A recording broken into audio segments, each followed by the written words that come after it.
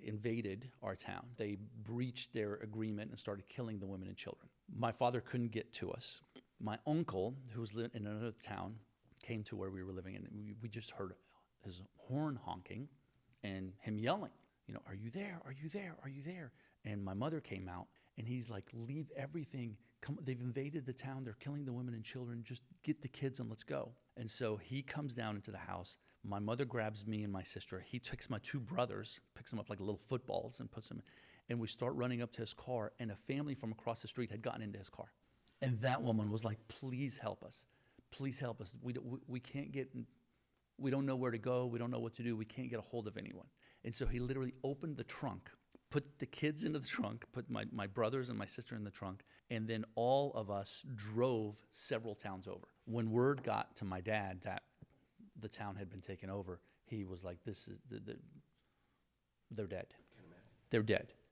And so eventually the army who had taken over left, and the people started coming up and to see what was available, what was remaining. And he came to our house, and he saw that there was burn marks, and I'll never forget this because I actually ended up seeing it, but he couldn't find any bodies. No bodies. And other places there were bodies. And so he's like, is it possible? So he went to the neighbors, he went down, he went into the valleys. There's no bodies. So he started driving from town to town with a picture of my mom and the four kids. Have you seen this woman? Have you seen these children?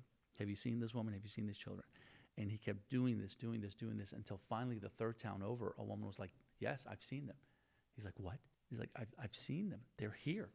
They're down the road. They're at this house. And he went there, and he's screaming from the driveway, screaming my mother's name. And she hears him. She comes out, and the embrace and the tears when they were reunited, I've never seen anything like it. And I hear him whispering something. And my dad's like, are you sure? And she's like, yes. And she's like, are you sure? He's like, yes. And so we're like, Robbie, come with us.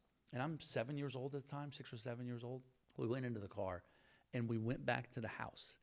All the furniture was completely, but the house is cinder block, right? So the house wasn't burned down, but the furniture was burned, and there were char marks all over.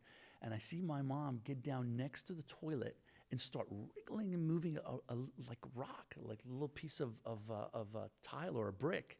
And she lifts it up, and underneath it was a plastic bag. And in it was some money, some jewelry, and one baby picture of every kid.